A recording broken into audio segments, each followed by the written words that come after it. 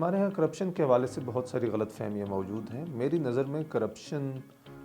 बुनियादी तौर पे सरकारी ऑफिस का इस तरह से इस्तेमाल कि उसके नतीजे में आप ज़ाती तौर पे फ़ायदा उठाएं, इसको करप्शन कहते हैं। मसलन एक ऑफ़िसर है, वो अपने दफ्तर का या अपने सरकारी इख्तियारात का गलत इस्तेमाल करते हुए अपनी ज़ात के लिए या अपनी फ़ैमिली के लिए या अपने दोस्तों के लिए वो फ़ायदा उठाता है, और तो इस चीज़ को हम करप्शन कहते हैं। बहुत सारी और गलतियां सरकारी महकमों में होती हैं जो ज़रूरी नहीं है कि उनकी वजह करप्शन हो। तो मिसाल के तौर पे नाअहली भी हो सकती है कि एक अफसर ने गलत फ़ैसला किया अपनी नाअहली की वजह से, अपनी इनकॉम्पिटेंस की वजह से, या कोई और इनएफिशिएंसीज थी और उसके नतीजे में नुकसान हो गया, तो हम उसको करप्शन नहीं कहेंगे। उसको आप इनएफिशिएंसी कह सकते हैं, आप उसको सिस्टम की ख़राबी कह सकते हैं, आप उसको उस अफसर की इनकॉम्पिटेंस कह सकते हैं। लेकिन करप्शन तब होगी जब वो अपने सरकारी इख्तियारात का इस्तेमाल इस तरह से करेगा कि वो ज़ाती तौर पे या अपनी फ़ैमिली के लिए फ़ायदा उठाएगा। किसी भी मुआशरे में करप्शन की कई वजूहात होती हैं। उनका ताल्लुक़ उस मुल्क की सकाफ़त से भी होता है और उस मुल्क में मौजूद इदारा जाती निज़ाम से भी होता है, गवर्नेंस के सिस्टम से भी होता है। तो जब हम इसमें कल्चर की बात करते हैं तो वो हम समाजी रवैयों की बात करते हैं कि क्या समाज में लोग करप्शन को बुरा समझते हैं, समाज की नज़र में क्या चीज़ करप्शन है और क्या चीज़ करप्शन नहीं है। दूसरी तरफ जब हम अपने हुकूमती निज़ाम पर नज़र दौड़ाते हैं तो हमारा निज़ाम कुछ इस तरह से बना हुआ है कि जहाँ पे ऑनेस्ट ऑफिसर को काम करने में मुश्किल दरपेश होती है। तो मिसाल के तौर पे एक ऑनेस्ट ऑफिसर को जब आप ज़िले में डिप्टी कमिश्नर लगाते हैं तो सबसे पहले रुकावट इसको अपने काम के हवाले से ये होगी कि उसके पास पूरे वसाइल नहीं होंगे, चूँकि उसको फाइनेंस डिपार्टमेंट ने या हुकूमत ने पूरे वसाइल मुहैया नहीं किए होंगे। यही सूरत हाल किसी भी डिस्ट्रिक्ट पुलिस ऑफिसर की है कि उसके पास गाड़ियाँ पूरी नहीं हैं, उसके पास इन्वेस्टिगेशंस के लिए पैसे नहीं हैं। तो जब ये सूरत हाल होती है और ऊपर से एक्सपेक्टेशन ये होती है कि आप डिलीवर करें, तो एक तरफ आपके पास पूरे वसाइल नहीं है, ऊपर से आपका सीनियर अफसर ये कह रहा है कि आपने इस मुलजिम को लाजमी पकड़ना है, तो आप क्या करेंगे? इस सूरत में एक्सटॉर्शन होती है कि जहाँ पे आपको मौका मिलता है आप लोगों से पैसे लेते हैं, कुछ अपनी जेब में डालते हैं और कुछ उन सरकारी कामों पे खर्च करते हैं। फिर निज़ाम इस तरह से बनाया गया है कि अगर आप एक मद से दूसरी मद में पैसे ट्रांसफ़र करना चाहें तो उसकी मंजूरी जो है वो लोकल सतह पे नहीं होती, सेंट्रलाइजेशन है। तो वो फाइल जाती है, वो फाइनेंस में जाती है, वो रीअप्रोप्रिएशंस करते हैं, वो एक बहुत लंबा प्रोसीजर होता है। तो आम तौर पे होता क्या है कि अच्छे ऑफिसर्स भी जो दयानतदार हैं अदरवाइज़, वो मकामी तौर पे ही वो जेली बिल बनवाते हैं ताकि उस मद से पैसे निकाल सकें जिस मद में ज़्यादा पड़े हुए हैं, और जहाँ पे कम है उधर खर्च कर सकें। तो ऐसी सूरत में ज़रूरी नहीं है कि वो अपनी जेब में डाल रहे हों, लेकिन वो अपने दफ्तर का निज़ाम चलाने के लिए पैसे एक मद से दूसरी मद में डाल रहे होते हैं और वो जेली बिल बना के चल कर रहे होते हैं। तो ज़ाहिर है ये हमारा निज़ाम है। जब तक हम इस निज़ाम को ठीक नहीं करते, उसमें एक साइड पे फाइनेंस है कि जिसको चाहिए कि वो ज़रूरत के मुताबिक नीड बेस्ड बजटिंग करे, और दूसरी तरफ हमारा ऑडिट का निज़ाम है जो बहुत करप्ट है, जहाँ पे बहुत करप्शन है, क्योंकि वो कोई बिल पास नहीं करते जब तक उसमें 2-3 या 4-5% वो अपना हिस्सा वसूल ना करें। यहाँ पे एक चीज़ ये भी मद्देनज़र रखनी चाहिए कि करप्शन की दो तरह की किस्में हैं। एक वो है जो नीड बेस्ड है और एक जिसको आप कहते हैं ग्रीड बेस्ड है। नीड बेस्ड वो है कि जब तनख्वाहें कम हैं, एक सरकारी मुलाजिम काम कर रहा है दफ्तर में 9 से 5 बजे तक, वो कोई और काम करने के काबिल नहीं है, क्योंकि ज़ाहिर है जब आप 9 से 5 बजे तक काम करते हैं तो आपके पास इतना टाइम नहीं होता कि आप कुछ और काम कर सकें। आपकी इनकम महदूद है और आप पे प्रेशर्स हैं, आपके बच्चों का प्रेशर है जिनकी आपने फ़ीस देनी है, आपके वालिदैन बीमार हैं जिनके सरकारी हस्पतालों में तो जो इलाज के हालात हैं हमें पता है, तो हो सकता है उसको प्राइवेट हस्पताल में उनकी ट्रीटमेंट करवानी हो, तो उस पर प्रेशर है, वो ख़र्चे उसने पूरे करने हैं। तो उस सूरत में वो नीड बेस्ड कि घर में बच्चा बीमार है तो वो पुलिस कांस्टेबल हो सकता है पैसे लेने पे मजबूर हो जाए, अदरवाइज़ वो नहीं लेना चाहता था, लेकिन इस तरह से वो इसमें आ गया, और जब पहला कदम उसने ले लिया, जब एक दफ़ा ले ली तो फिर उसकी ये आहिस्ता आहिस्ता आदत बननी शुरू हो जाती है। ये नीड बेस्ड है। एक है वो ग्रीड बेस्ड कि लोगों के पास बहुत पैसा आ जाता है लेकिन फिर उनकी ग्रीड जो है, उनका लालच जो है वो ख़त्म होने का नाम नहीं लेता। वो एक घर बना लिया, अब दूसरा बनाना है अपने बहन भाइयों के लिए,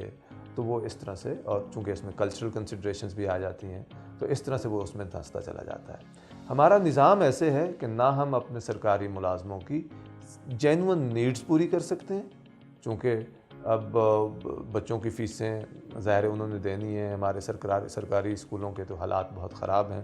اسی طرح سے ہمارے سرکاری ہسپتالوں کے حالات بھی بہت خراب ہیں، تو بھلے سرکاری ملازمین اپنے ہیلتھ ٹریٹمنٹ کے لیے انٹائٹلڈ ہیں، لیکن ان کو پتہ ہے کہ ان کو سرکاری ہسپتالوں میں اچھا علاج نہیں ملے گا۔ تو ضرورت ثمر کی ہے کہ ان سسٹیمک ایشوز کو ایڈریس کیا جائے تاکہ سرکاری افسران کے لیے کرپشن کرنا مجبوری نہ بنے، اور جو گریڈ کی وجہ سے کرتے ہیں ان کے لیے اکاؤنٹیبلٹی کا ایک مؤثر نظام ہونا چاہیے تاکہ ان کو بر وقت پکڑا جا سکے اور ان کو سزائیں دلوائی جا سکیں، تاکہ باقی لوگ جو اس طرح کی پریکٹسز میں ملوث ہیں ان کو سزا مل سکے اور سب کے لیے ایک ڈیٹیرنس کا کام کرے۔ کرپشن کا سب سے زیادہ نقصان عام آدمی کو ہوتا ہے، چونکہ اس کو انصاف کے حصول میں اس کو بنیادی سروسز حاصل کرنے کے لیے پیسے ادا کرنے پڑتے ہیں، اور اس طرح سے اس کی کاسٹ آف لیونگ بڑھتی ہے۔ آپ کو بجلی کے میٹر کے لیے پیسے دینے پڑتے ہیں، آپ کو کسی سرکاری ہسپتال میں دوائی حاصل کرنے کے لیے پیسے دینے پڑتے ہیں، آپ کو پولیس کے پاس جا کے اپنی جائز شکایت کے ازالے کے لیے پیسے دینے پڑتے ہیں، اپنی FIR درج کرانے کے لیے پیسے دینے پڑتے ہیں، اپنی صفائی کے حوالے سے یا اور جو پبلک سروسز ہیں ان کے حاصل کرنے کے لیے پیسے دینے پڑتے ہیں۔ تو غریب آدمی اس کا سب سے بڑا وکٹم ہے۔ تو یہ ایک طرح سے بہت بڑا ایشو ہے سوشل جسٹس۔ کرپشن ہماری اکانومی پہ بھی بری طرح سے اثر انداز ہوتی ہے، اس سے کاسٹ آف ڈوئنگ بزنس بڑھ جاتی ہے۔ تو مثال کے طور پہ ایک بزنس مین جب فیکٹری لگانا چاہتا ہے یا ایک کاروباری آدمی اگر دکان کھولنا چاہتا ہے، تو اگر کرپشن نہ ہو سکتا ہے کہ وہ جو ہے کم قیمت میں اپنا کاروبار اسٹیبلش کر سکے، لیکن جب اس کو رشوت دینی پڑتی ہے، کرپٹ سرکاری ملازمین سے ڈیل کرنا پڑتا ہے، تو پھر اس کی کاسٹ آف ڈوئنگ بزنس بڑھ جاتی ہے۔ بہت سارے لوگ ایسے بھی ہیں جو اس طرح کے کام میں ملوث نہیں ہونا چاہتے، تو وہ پھر بزنس سے بھاگتے ہیں۔ وہ سوچتے ہیں کہ ہم اس گندے کام میں کیوں پڑیں، یہاں پہ ہمیں 20-30 مختلف دفتروں کو پیسے دینے پڑیں گے، تو وہ سوچتے ہیں کیوں نہ ہم یہاں سے چلے جائیں، ہم کسی دوسرے ملک میں جا کے انویسٹ کر لیں، ہم کوئی اور کام کر لیں جس میں ہمیں ان کرپٹ آفیسر سے ڈیل نہ کرنا پڑے۔ تو مجموعی طور پہ ہم یہ دیکھتے ہیں کہ کرپشن سے کاسٹ آف ڈوئنگ بزنس بھی بڑھ جاتی ہے، لوگوں کو پریشانی کا سامنا بھی کرنا پڑتا ہے، اور کافی سارے لوگ ہیں جو ایک گلٹ کے ساتھ رہتے ہیں کہ ہم یہ کام تو کر رہے ہیں، لیکن وہ ذہنی طور پہ مطمئن نہیں ہوتے، ان کو بہت برا محسوس ہوتا ہے کہ وہ پیسے بھی دے رہے ہوتے ہیں، وہ اپنا کام بھی چلا رہے ہوتے ہیں، لیکن وہ ذہنی طور پہ مطمئن نہیں ہوتے کہ ہم کس گند میں پڑ گئے ہیں، یہ ہم نے کیا کام شروع کر دیا ہے، ہمیں یہ کیوں کرنا پڑ رہا ہے۔ تو وہ ذہنی طور پہ پریشان رہتے ہیں، کیونکہ سیدھا کام کرنا آسان ہوتا ہے۔ آپ کو ایک ہی بک مینٹین کرنی پڑتی ہے، آپ کو اپنی بکس میں یا آف دا بک جو ہے کوئی گڑبڑ نہیں کرنی پڑتی، تو آپ کا سیدھا کام چلتا ہے اور آپ بہت ساری پریشانیوں سے بچ جاتے ہیں۔ لیکن اگر آپ کو کرپٹ آفیسر سے ڈیل کرنا پڑے تو پھر آپ کو بہت ساری اکاؤنٹنگ کے سسٹم میں گڑبڑ کرنی پڑتی ہے، اور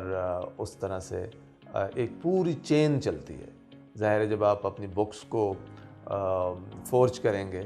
تو اس میں پھر آپ آڈٹ والوں کو بھی برائب کریں گے، تو ایک چین بن جاتی ہے۔ وہ صرف وہیں پہ معاملہ ختم نہیں ہوتا کہ آپ نے کسی ایک افسر کو رشوت دے دی تو بات ختم ہو گئی، بلکہ اس کے بہت سارے مضمرات ہوتے ہیں آپ کی اپنی بک کیپنگ کے لیے، اور اس سے متعلقہ جو دیگر لوگ ہوتے ہیں، بھلے وہ انڈیپینڈنٹ ایجنسیز ہوں یا آپ کے اپنے دفتر کے دیگر لوگ ہوں۔ کرپشن کا ایک بہت بڑا نقصان پبلک ایکسچیکر کو بھی ہوتا ہے، حکومت کو بھی ہوتا ہے۔ تو مثال کے طور پہ ہمارا فیڈرل بورڈ آف ریونیو ہے، اور اگر کرپشن نہ ہو سکتا ہے کہ وہ سال میں 10-12 ہزار بلین روپے اکٹھے کر رہے ہوں، لیکن جب کرپشن ہوتی ہے تو ہوتا یہ ہے کہ وہ ایک بزنس مین سے یا ایک عام آدمی سے ڈیل کرتے ہیں، ان سے کہتے ہیں کہ آپ کا ٹیکس 1 کروڑ روپے بنتا ہے، آپ 20 لاکھ مجھے دے دیجئے، 20 لاکھ سرکاری خزانے میں دے دیجئے، تو اس طرح سے ہم سب کا فائدہ ہے۔ تو ان کا فائدہ ہو جاتا ہے، چونکہ جس نے 1 کروڑ دینا ہوتا ہے اس کا کام 40 لاکھ میں ہو جاتا ہے، سرکاری ملازم کو 20 لاکھ مل جاتے ہیں۔ تو نقصان کس کا ہوتا ہے؟ وہ حکومت کا ہوتا ہے، چونکہ ان کا 1 کروڑ روپے کا اور ان کو 1 کروڑ روپے میں سے 80 لاکھ مل رہا، اور ان کو 1 کروڑ روپے میں سے صرف 20 لاکھ مل رہا ہوتا ہے۔ پبلک ایکسچیکر کو ایک اور طرح سے بھی نقصان ہوتا ہے کہ جب حکومت مثال کے طور پہ ٹھیکہ دیتی ہے، ایک سکول بنوانا ہے یا ایک ہسپتال بنوانا ہے، تو اس کی وہ ہسپتال 1 ارب روپے میں بن سکتا ہے، لیکن جب سرکاری ملازمین کرپٹ ہوتے ہیں اور وہ کرپشن کرتے ہیں تو ہو سکتا ہے اس کی وہ کاسٹ بڑھا کر 1.5 ارب روپے کر دیں، چونکہ باقی 50 کروڑ روپے وہ اپنی جیبوں میں ڈالنا چاہتے ہیں۔ ظاہر ہے اس کا کچھ حصہ ٹھیکیدار کی جیب میں جائے گا، کچھ حصہ سرکاری ملازموں کی جیب میں جائے گا جو بھی اس سے ڈیل کر رہے ہوتے ہیں۔ تو ہوتا یہ ہے ایک حکومت میں جب کرپشن، ایک معاشرے میں جب کرپشن موجود ہوتی ہے تو ایک طرف حکومت ٹیکسز صحیح طرح سے اکٹھے نہیں کر سکتی تو ان کے وسائل محدود ہوتے ہیں، اور دوسری طرف جب وہ خرچے کرتی ہے تو وہ ضرورت سے زیادہ خرچے ہوتے ہیں کہ ایک کام جو 1 کروڑ روپے میں ہو سکتا ہے وہ 1.5 کروڑ میں ہو رہا ہوتا ہے۔ اس عمل میں ایک اور بڑا نقصان بھی ہوتا ہے، وہ یہ ہے کہ سسٹمز ٹھیک نہیں کیے جاتے، پروسیجرز بہتر نہیں بنائے جاتے، پروٹوکولز یا اسٹینڈرڈ آپریٹنگ پروسیجرز کو اپڈیٹ نہیں کیا جاتا۔ وہ کیوں نہیں کیا جاتا؟ چونکہ وہ افسران جو کرپشن میں ملوث ہوتے ہیں ان کا مفاد ہوتا ہے کہ یہ سسٹمز کبھی بھی بہتر نہ ہوں، چونکہ اگر رولز میں ایمبیگوٹی ہے، چونکہ اگر پروسیجرز کلیئر نہیں ہیں، اگر سسٹم اچھا نہیں ہے تو پھر اسی میں ان کو موقع ملتا ہے کہ وہ کرپشن کر سکیں۔ تو اگر سسٹم بہتر ہو جائیں، اگر پروسیجرز اچھے ہو جائیں، اگر آپ کے SOPs اچھے ہو جائیں، اگر آپ کے رولز ٹھیک ہوں تو پھر کرپشن کرنے کے مواقع کم ہو جاتے ہیں۔ تو جب آج ہم اپنے ملک کے نظام پہ دیکھتے ہیں تو ہمارے ہاں قوانین میں ایمبیگوٹیز موجود ہیں، ہمارے ہاں رولز میں ابہام موجود ہے، ہمارے ہاں کئی جگہیں ایسی ہیں جہاں پہ SOPs نہیں ہیں، ہمارے ہاں کافی سارے ایریاز ایسے ہیں جہاں پہ کرائٹیریاز نہیں بنے ہوئے، یا کرائٹیریاز ایسے ہیں کہ جس میں آپ بہت زیادہ ڈسکریشن کا استعمال کر سکتے ہیں، تو کرائٹیریاز اچھے نہیں ہیں۔ تو اس کا نتیجہ کیا ہوتا ہے کہ وہ آفیسر جو کرپشن کرنا چاہتا ہے اس کے لیے رولز میں یا لا میں یا پروسیجر میں گائیڈنس کلیئر نہیں ہے۔ جب گائیڈنس واضح نہیں ہے تو وہاں پہ وہ اپنی ڈسکریشن استعمال کرتا ہے اور اس کے نتیجے میں وہ اپنی جیب بھرتا ہے۔ تو یہاں پہ کیچ 22 کی سچویشن ہے کہ وہ لوگ جنہوں نے رولز پروسیجرز کو ٹھیک کرنا ہے وہ خود اس طرح کی پریکٹسز میں ملوث ہیں اور ان کا کوئی انٹرسٹ نہیں ہے کہ یہ رولز اور پروسیجرز ٹھیک ہوں۔ ہمارے ہاں پچھلے کافی عرصے سے حکومتوں کا فوکس وہ کرپٹ لوگوں کو پکڑنے پہ ہے، سسٹم کو ٹھیک کرنے پہ نہیں ہے۔ اب اس میں مسئلہ یہ ہے کہ کرپٹ لوگوں کو آپ پکڑتے چلے جائیں، جب تک آپ سسٹم کو ٹھیک نہیں کریں گے کرپشن کا پرابلم ایڈریس نہیں ہوگا۔